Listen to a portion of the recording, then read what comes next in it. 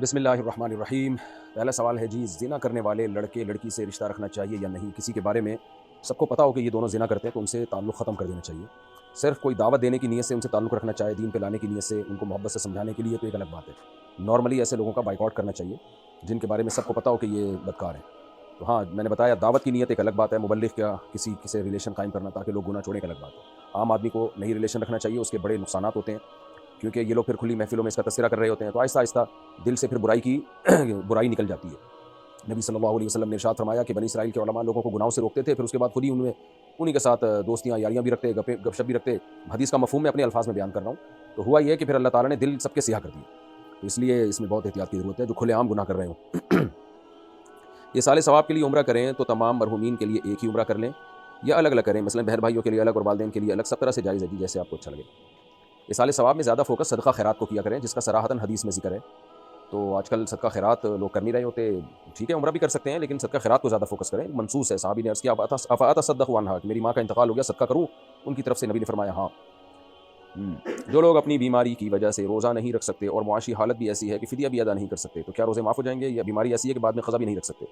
جب بیچارے روزہ بھی نہیں رکھ سکتے اور غربت اتنی ہے کہ فدیہ بھی نہیں دے سکتے، تو پھر اللہ معاف کرنے والا ہے، کیونکہ اللہ نے یہی کہا ہے کہ جو روزہ نہیں رکھے وہ قضا کرے، اور قضا بھی نہیں ہو سکتا تو فدیہ دے، تو کچھ بھی نہیں ہو سکتا تو اللہ لگ رہے۔ البتہ قضا رکھ سکتا تھا اور بلا وجہ تاخیر کی اس نے، بڑھاپے تک پہنچایا اس قضا کو تاخیر، پھر گناہگار ہوگا، پھر توبہ استغفار کرنی پڑے گی اس کو۔ قیصر احمد کشمیر سے ہمارے یہاں ایک عالم ہیں جو کہتے ہیں کہ بنا داڑھی والے چہرے کی طرف دیکھنا حرام ہے۔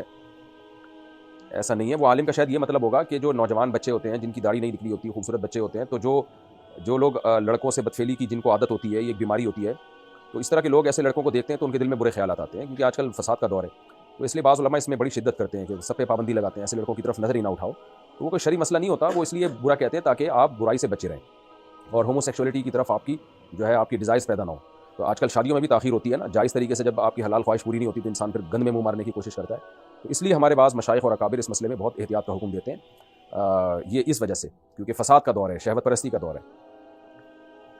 باقی یہ ایسا نہیں ہے کہ اطلاق سب کے لیے حرام ہے، سب ایک جیسے نہیں سوچ والے ہوتے، بہت سے لوگوں کو جن کی ٹائم پہ شادی ہو، پاکیزہ ذہن ہو، ان کی کبھی بھی کسی لڑکے کی طرف توجہ جاتی نہیں ہے۔ وجہ اس کی ہے کہ یہ نیچرل نہیں ہے، یہ تو گھن آتی ہے انسان کو اس کے تصور سے بھی، کیونکہ اللہ نے مرد کے لیے عورت بنائی ہے اور عورت کے لیے مرد کو بنایا، تو لیکن بہرحال فساد کا دور ہے، اس لیے اور بعض علماء اس میں سختی کرتے ہیں اور کرنی بھی چاہیے۔ تو ہم بھی لوگوں سے منع کرتے ہیں جو کنوارے چھڑے چھاٹ لڑکے ہیں، بھائی آپ اس طرح کے لڑکوں سے زیادہ ریلیشن نہ رکھیں، جو جن کی داڑھی نہ آئی ہو، ان میں تھوڑا سا عورت پن ہو، مردانگی پوری مردانہ وجاہت نہ اس میں، تو اس میں فتنے میں پڑنے کا اس زمانے میں اندیشہ ہے، اس لیے احتیاط کا حکم دیا جاتا ہے، ورنہ شریعت میں صراحتاً ایسا کوئی حکم نہیں ہے۔